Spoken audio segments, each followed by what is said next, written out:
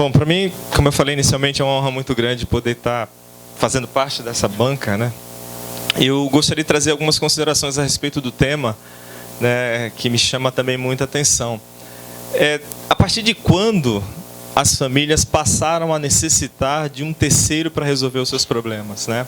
Tem um escritor francês chamado Fustel de Coulanges. Ele escreveu um livro chamado A Cidade Antiga. Ele faz uma análise nesse livro sobre o perfil das famílias na Grécia e na Roma Antiga.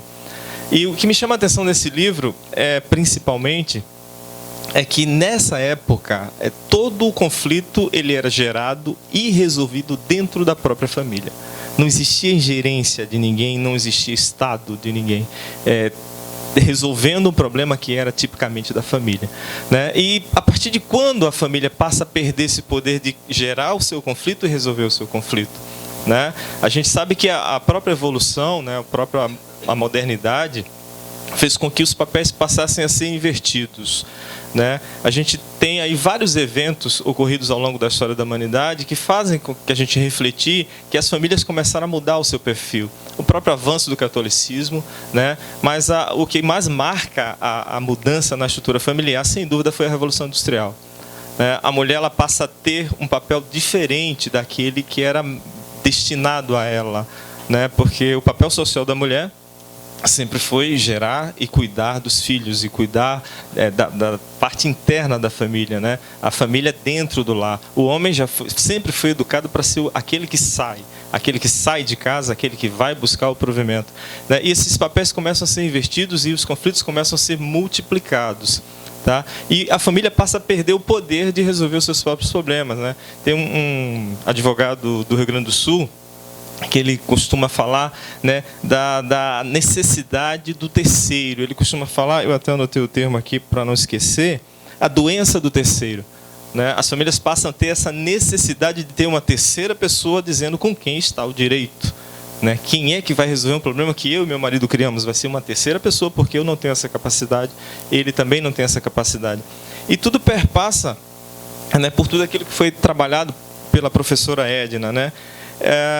A quebra da autonomia da família, né? A família perdeu o poder, perdeu a autonomia. Só para a gente ter uma noção, até a década de 60, por exemplo, a mulher, quando casava, ela perdia parte da sua capacidade civil, né? Ela deixava de ser Vânia e passava a ser esposa de, mulher de. Tá? E ela só recupera isso depois da década de 60, que ela vai conseguir recuperar isso no Brasil. A Europa já tinha um avanço muito grande nessa área, mas o Brasil ele teve essa necessidade de regular, de definir por lei o que é uma família. A família tem que estar expressa dentro de um determinado dispositivo legal.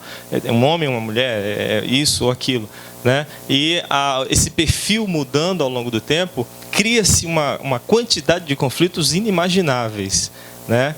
A gente vai ter aqui momentos de pergunta. Eu já vi uma pergunta muito capciosa que a gente vai poder trabalhar isso no futuro próximo, tá? E essa tentativa de regular a família, ela deixou de fora tipos familiares, né? Enquanto eu regulo um tipo, outros tipos acabavam surgindo. A professora expôs aqui um exemplo de família, eu comentei até com a Vânia, isso não é família, isso é um quebra-cabeças, né? Quantidade de ela que casou com ele, que depois se separou dele, teve filho com ela, que foi. Então eu não tenho mais uma família aí, né? Um verdadeiro mosaico. E isso são catalisadores, né, de conflitos. Então, a explosão da litigiosidade, a gente realmente tem acesso à justiça? As famílias têm, de fato, acesso à justiça? Muitos acham que sim, né? E esse mesmo advogado lá, ele diz o seguinte: acesso à justiça tem, a justiça garante você entrar, só não garante que você vai sair, né? O tempo que vai demorar para você sair dela é outra história. Então, você tem o acesso, né?